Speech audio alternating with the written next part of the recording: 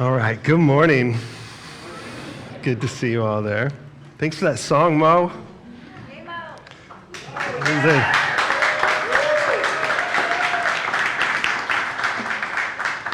Little Leonard Skinner influence there. Is anybody hearing that? Yeah, okay, not just me.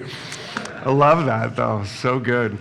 Well, good morning. We are continuing on in our study through the parables, and we'll be in Luke chapter 14 today, if you want to flip ahead there. I've been enjoying this. I hope you've been enjoying the parables. We talk about our church being a safe place to heal and a brave space to grow, and how God is doing both of these things often at once in our lives. That all of us come today with wounds that need healing, with trauma that needs to be resolved. It's just a matter of life where we go through, and we receive these wounds to our heart that God takes and turns and uses to transform to our glory, to form us into who He's calling us to be, which in the end is to be like His Son. That we would learn how to love and to love like God loves. This is sort of the journey of life. And Jesus presents this picture for us in these parables and these stories to help show us where we've gotten off, to correct us where we've gotten stuck, and then to expand our minds to help us see more of what He refers to as His kingdom. And Jesus, when He teaches on the kingdom, He usually does it like these two things at once. I think it's funny, like when people come to Him and say, what's the most important thing? He says, well, it's two things, right? What's the most important thing? Well, to love God with your heart and soul and mind and strength. And the second, just like it, to love your neighbor as himself. And I hold my hands like this to go, you kind of get this top down and this bottom up side of this one thing. That to love God, this is like our greatest calling. But instead of it just being some big ethereal abstract concept out here, He gets really practical and goes, if you want to love God, love your neighbor like you love yourself. And you see this in each of the parables, a truth of God's kingdom, a sort of top-down perspective, as well as a wonderful sort of nuts and bolts practical example of how to live. And we're going to see that in our parable today as we look at this parable around social interaction, around social value, and the things that the world values versus the things that the kingdom or God's kingdom values. There's an essay I've quoted for you before, but it's one I like by C.S. Lewis. It's called The Inner Ring. Has anybody read this essay? It's a little obscure in his writings, but it's an address he gave to a bunch of graduates. And he uses this example from War and Peace, and I'm not going to read the whole thing, but it's an interesting moment in this story. Yeah, right. Where Boris walks in and he's talking to Andre, and Boris is a second lieutenant, and Andre's a captain, and he interrupts this meeting with a general, the highest ranking, right? He walks in, and all of a sudden, Andre turns towards Boris and goes, yeah. And he says to the general, just a second here. And what Boris realizes that there's sort of two systems at play. There's the military ranking of who's more powerful, and then there's what he calls this unwritten system. This special system. It says here, Boris now clearly understood what he had already guessed, that side by side with the system of discipline and subordination, which were laid down in the army regulations, there existed a different and more real system, the system which compelled a tightly laced general with a purple face to wait respectfully for his turn, while a mere captain like Prince Andre chatted with a mere second lieutenant like Boris. Boris decided at once that he would be guided not by the official system, but by this other unwritten system, the inner ring. If any of you been in the inner ring, it's like such a good feeling, right? A good feeling like potato chips are good. Right? Where you're like, you just want more, right? You just want it and you can't stop yourself. It's this idea of being in that sort of inner circle. And it's not just a matter of who's there, but who's not there. how this system works. This sort of social power that's created by the inner ring. I remember one day where I was in the inner ring, and I had gone down to hear somebody speak at Point Loma, and I have a friend there that's a chaplain who had brought this like VIP speaker in and knew that there was going to be some gaps in the day, and she just said, "Jeff, would you just walk around with the speaker?" And I was like, yeah, of course. I'd known him from this little thing before. So I did. So he and I spent that day just kind of walking around. But she said, you know what's funny is at the end of the day, she's like, the question I got today is like, who is that guy with so-and-so? Right? That I was there and people are like, I don't know him, but who is he? He's with the VIP, right? And I remember thinking, oh, that feels kind of good. That we have this sort of appetite for being in the inside track. And I think what Jesus is going to identify in our passage today is that is Turkish delight. That is incredibly dangerous to us. That there is something in us that longs for this honor, but in a sort of positional way. A way that insists on us like maximizing what we're good at and then like maybe in turn minimizing the values of others or exalting ourselves higher than we should be while holding others down. This system, and honestly, it's the power of social media, right? Not to just keep pointing the finger at that, but that fear of FOMO, of missing out, it's all driven by this unwritten social system. And there's sneaky ways of doing it too. I mentioned this last week, like posturing in a humble way when really what you're doing is exalting yourself, right? I quoted this thing from David Brooks that I'll repeat. He says, you're not trying to show you're better than anybody else. You're showing that you are a regular, normal person despite the fact that your life is so much more fabulous than those people around you. Right? This is a humble way of doing this. Nobody ever says, I'm so proud of the fact. They say, I'm humbled that. But really what that does is it masks a sort of pride. And Jesus is going to call this out as sort of the world system of value. And the problem is that in this who is in and who is out, that people are being cast aside. And anybody that's in, if we're honest, never really feels in, right? The same way when you're eating potato chips, you never really feel satisfied or full. You just keep eating and eating and eating. And this system, it's subtle. It's happening without us even knowing it. We walk into a room and we kind of figure out where we fit in the sort of social system there.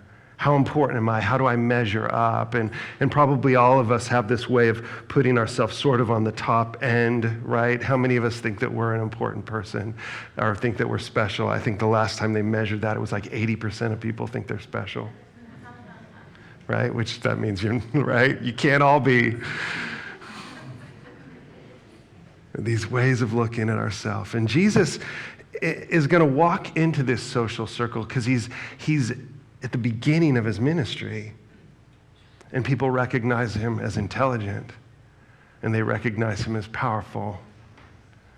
In fact, in this moment, Jesus is going to walk in on the Sabbath day to this celebration or to this gathering, and he's going to heal somebody that comes in with what's called dropsy or edema. And in this moment, he heals this person at the party, and it creates this sort of buzz. All the important people are there, all these VIPs, and where you sit matters. And what he notices is all these people jockeying for position. And so Jesus is going to use this as an opportunity to explain the kingdom. He's also going to use it as an opportunity to describe how ultimately bankrupt this whole game is that everybody is playing. And he does this not to shame them. He does it because he goes, this is a cancer, and you don't realize it. This way of seeing the world, this way of who's in and who's out, who's included, who's excluded, is at the root of so much of the evil and sin in our world today. And that may seem a little over-dramatized, but I think the truth is it is just pride in its sort of raw essence, this insecure, self-centered pride. And what we can so easily do without even realizing it is mask it even in our religiosity. We mask it as humble when in fact it's self-projecting.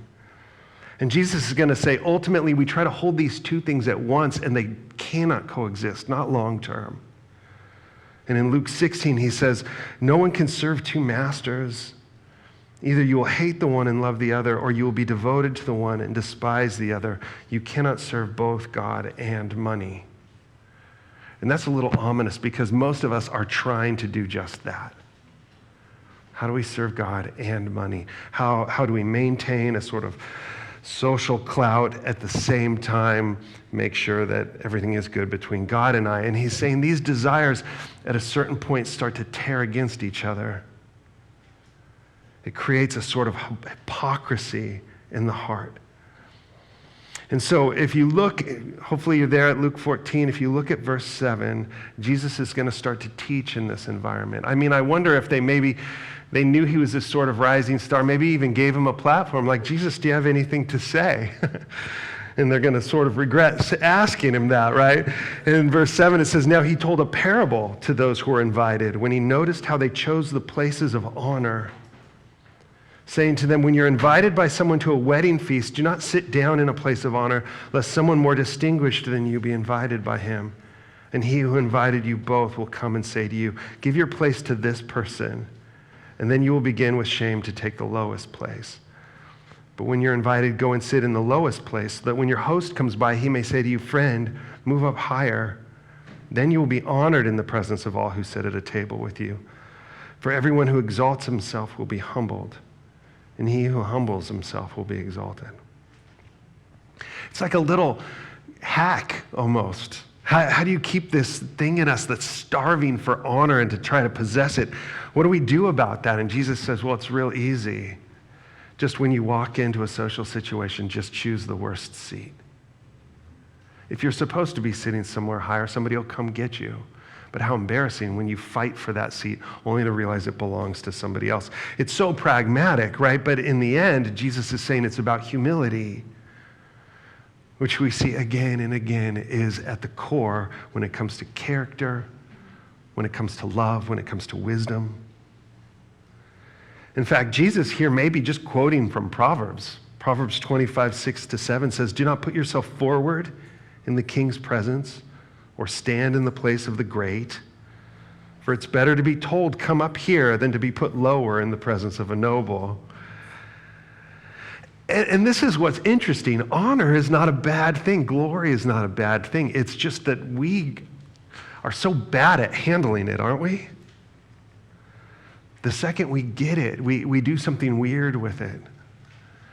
And so Jesus is saying this is really a posture of the heart, of open-handedness, where we're not pursuing, we're not clutching, we're not seeking to attain honor. Instead, we're living in this place of humility, and as it turns out, oftentimes, that honor will come and find you. That the real value is there and is part of what you are made for, every single one of you. I think that idea of am I special, right? Jesus is going, no, that you are made for a glorious inheritance. You were made for honor. You were made for a larger story. It just doesn't look like the one you're trying to build for yourself. So the best thing that you can do is let that go. When you walk in, here's all the seats. There's the boring table. Just go sit at the boring table, right? For lack of a better word. 1 Peter 5:5-7, Peter says this, in the same way, you who are younger, submit yourself to your elders. All of you clothe yourselves with humility toward one another, because God opposes the proud, but shows favor to the humble. Humble yourself, therefore, under God's mighty hand, that he may lift you up in due time. Cast all your anxiety on him, because he cares for you. And this, to me, I think Peter so marvelously gets at the dynamic of what's going on. Peter, who was one who vied for power, right? There's a guy who gets it. So he's not saying this is like, what's wrong with you guys? He's going, no. This is what he had to learn. That when we humble ourselves, that God will exalt us. But when we cast this anxiety on him, we receive something even more. God's caring hand at work. God raising us up. This is the way honor is supposed to be experienced. That when we hold it open-handed, we're able to have that honor without it burning us or possessing us. We can have honor and freedom with humility. Jesus turns from the crowd and now looks at the host. And he said also to the man who invited him, when you give a dinner or a banquet, do not invite your friends or your brothers or your relatives or rich neighbors, lest they also invite you in return and you be repaid. But when you give a feast, invite the poor, the crippled, the lame, the blind, and you will be blessed because they cannot repay you. For you will be repaid at the resurrection of the just. So there's a whole other way. There's how you behave as a guest. You go to the lowest seat. How do you behave as a host? You invite the people that have nothing to give you in return. Which again, like this unwritten system, right? Nobody's going to admit that they pick their list based on what these people have to give, but we all probably sort of do, right?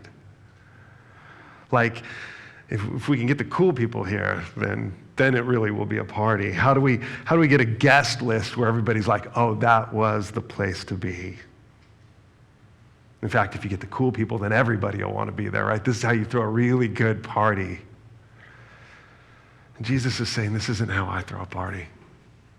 It's not what I do. I don't go get the influential people to be there or the people that have a certain buzz around them. I get the people there that need it, that like are longing for connection, the people that are looking to belong, the people that other people have forgotten about. This is what we're here to do, to draw people in from the outside.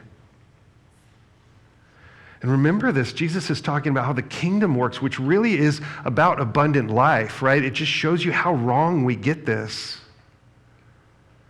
We throw these super cool parties and then feel all insecure about it. And Jesus is saying, just get over that game. Invite the people that are longing for connection. Why? Because there's joy in that. It's deeply meaningful. But it is a terrible way to create like that party with buzz, right? And so we have to understand this, that this is costly, what Jesus is suggesting.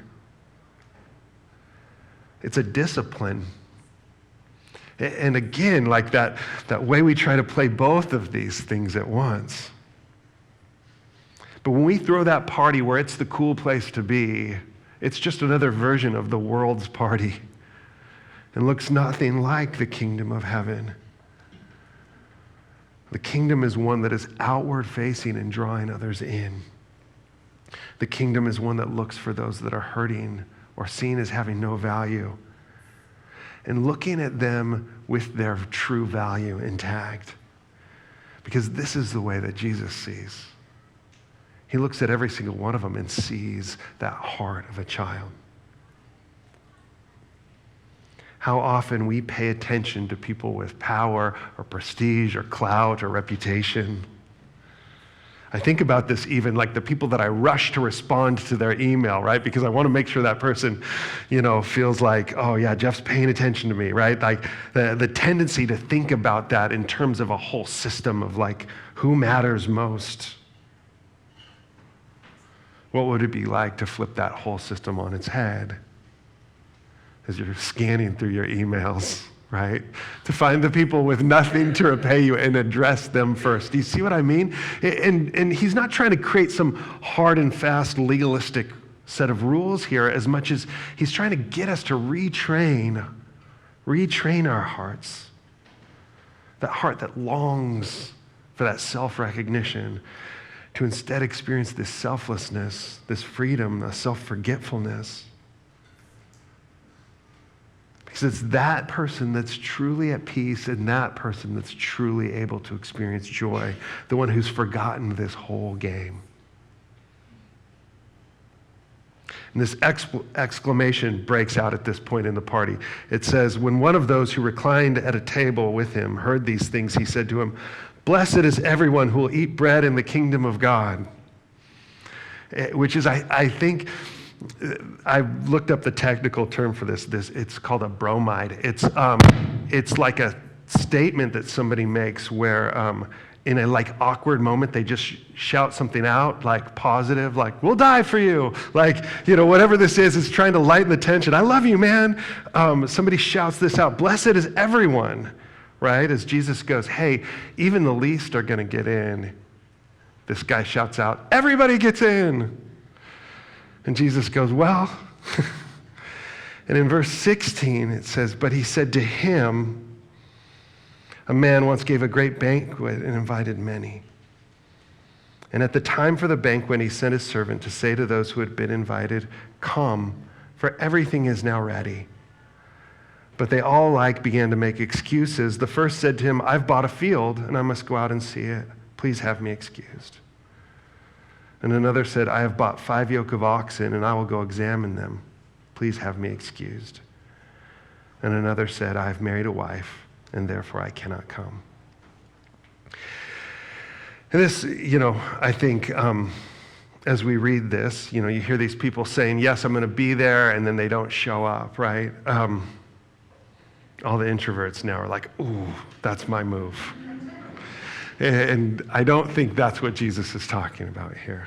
This isn't introverted behavior. I think this is a fleshing out instead of the dynamic that Jesus has been describing.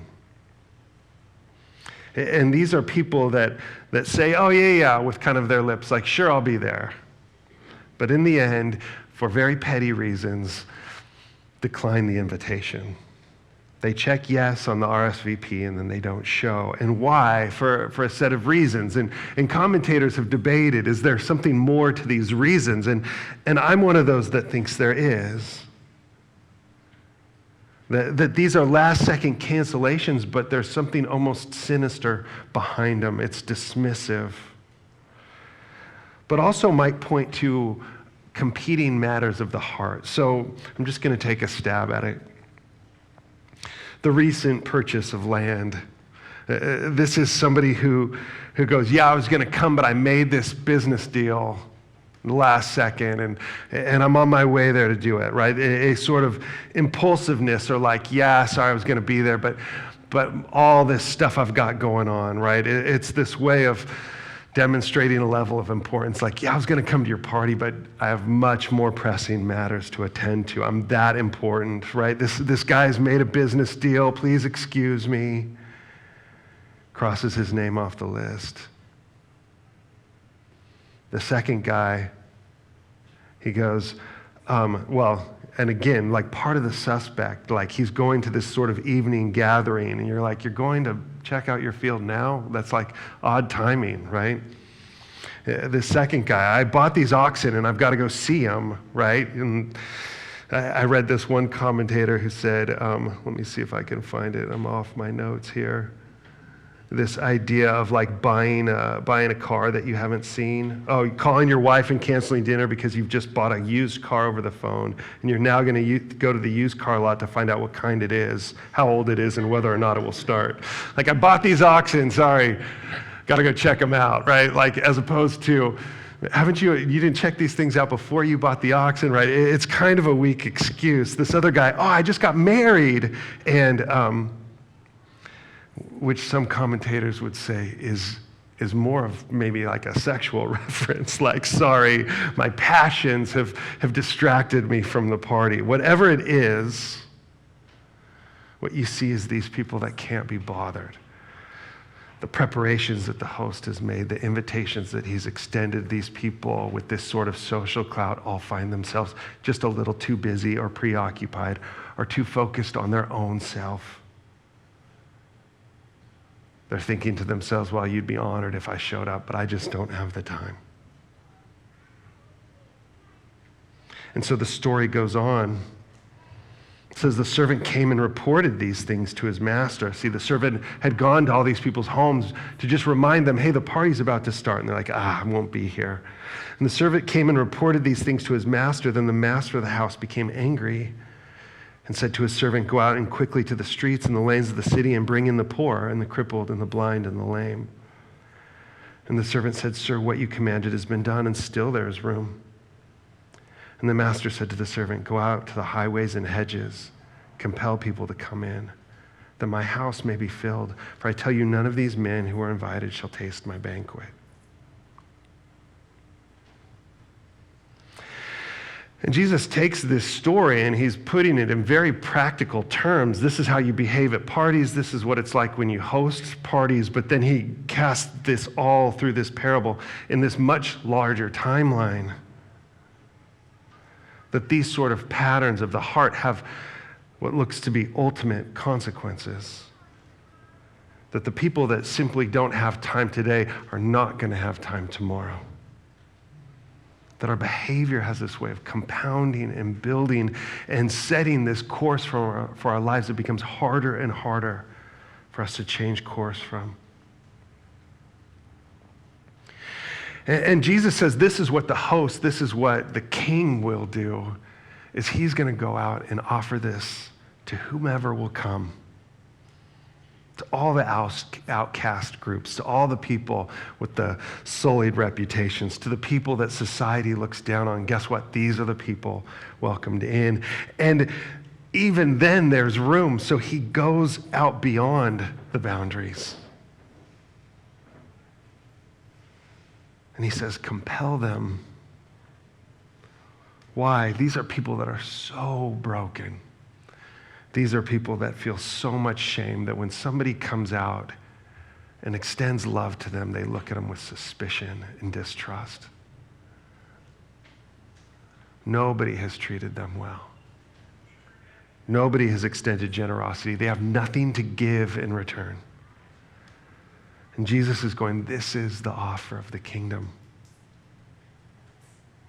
This is how good God is. This whole inner ring game isn't even a thing. This way of evaluating and creating these rules and trying to determine who's better and who's worse, God's going, it's not my metric. That's not how I see value at all. That he looks at this world and he sees right into their heart. And as it turns out, we get this entirely backward. We ascribe value to outward things, and God has nothing to do with that. He looks right at the heart, but that those outward pursuits have a way of creating a sort of inner decay to our heart, affecting our ability to love, affecting our ability to see, to listen, to hear the things that matter. That this inner ring is this like stifling, shrinking little world that ultimately collapses in on itself. And this is what pride does. It creates self-absorption, enslavement to ourselves. This is Luke's gospel, and Luke tells these stories a little bit different than Matthew does. If Matthew tells a story, he would say at some point here, and then there was weeping and gnashing of teeth. Matthew does that probably 6 different times, maybe 7 times in his gospel. But I think what he's getting at there, that phrase, is not a statement of like pain. It's a statement of like deep resentment coupled with regret. These are people that have been sort of foiled at their game. Some people have even thought that these 3 people making excuses were kind of doing this power play, like they all got together and said, what if none of us showed up, right? There's this, we're going to do our own thing here. And Jesus is saying the party will still go on. There's going to be this feast, but everybody's invited. One of my heroes of the faith, Henry Nouwen, he left professorship at Yale. He had been at Harvard before that and went and worked with handicapped people in this little community called L'Arche. And he was saying how this saved his heart. And he said that when you serve the poor, you realize that you are all the same. This like massive leveling that the kingdom of heaven does. That all of us have this deep value, that the people that we look down on are as valued, maybe even in God's kingdom, of greater value. And Jesus wants to get us to see with those eyes so that we see others in that way, but so that we see ourselves in that way. When he says, love others like you do, like you love yourself, that has got to get healthy. And he's saying humility is the way to that, not just to love others, but to love yourself, to bring that heart to light. Part of it is realizing that each one here, that we are nobody special in God's kingdom, right? We're just you and just me. None of us get a better seat. And yet the truth is, on the other side of this, each one of you is so brilliant in God's eyes. And that's what God wants you to see. He's down here saying, give up your seat or invite the outcast. But what really the top down is, he's like, I wish that you could see yourself like I see you. And so often we spend our life in like what Peter was referring to there, this anxiety. I'm not going to move. This anxiety around how others see ourselves. Gosh, I do this all the time. I worry. Huh, babe? Patty's nodding in the front. After I give a sermon, I'm like, was that stupid when I said this? Like, it's just that like self-awareness thing, right? And I see God going, yeah, Jeff, let's work on this. And we're going to work on this. And we're going to work on this. Because we're not finished. We're on this journey going more and more and more into humility. And he's saying, look, I want you to have a heart like my son. A heart like Jesus.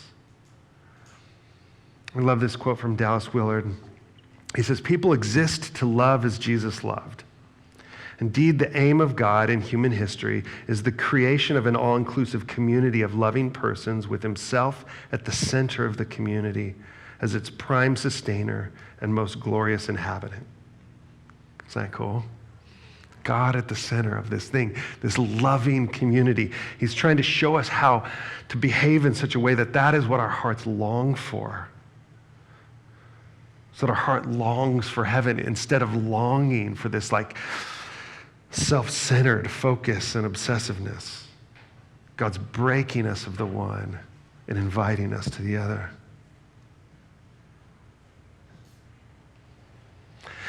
And I've been kind of working on this, and I was thinking about this as I was going through this. I was meeting with this little group, and we were talking through some things about empathy and identity, and she said, I want everybody to bring a picture of yourself as a child. And so I went into my baby book and I found one. And so I've got one for you today. See, all right, there's Jeff. Look at those pants, man. And that belt's like 3 inches thick. And I was thinking and looking at that, like that's who's invited to the party. Right? That guy. Not like, hey, but here's what I've studied, or here's my credentials, or here's the things that I've achieved in this life. Here's what make me an interesting guest at a party, or here's where I might have value here. Right? And God's like, I want that guy who's just joyful, right? And looks at the world like with kind eyes. And God goes, that's who I see. And by the way, all these people that are on the fringes and the margins, that's what they look like to me. Like these little kids with these tender hearts who've been hurt along the way and broken. And then society's come down and doubled down on that and shoved these people off to the side. You can put the picture down if you want. It's a little embarrassing.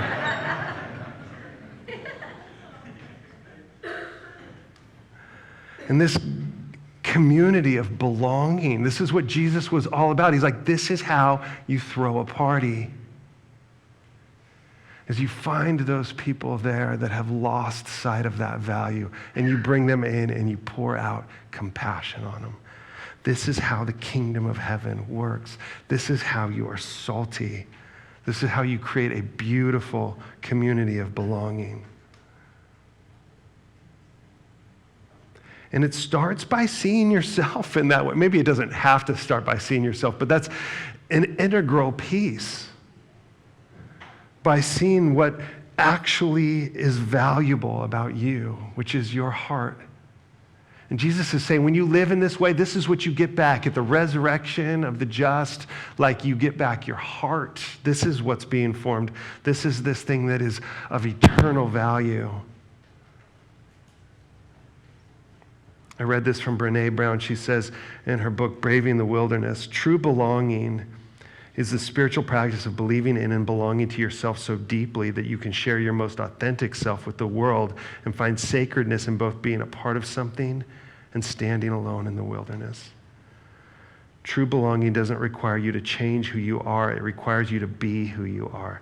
And this is, I think, what Jesus is trying to do, is find that soul, that heart that he created, and set that heart free. That you, who he sees of such beauty and truth and belonging and goodness. And it's gotten beaten up, right? Along the way. But Jesus comes in and speaks these words as that shepherd to his sheep, these words of deep compassion, the words that go, the shepherd that goes after the lost, the one who goes to find that pearl of great price, as we looked at a few weeks ago.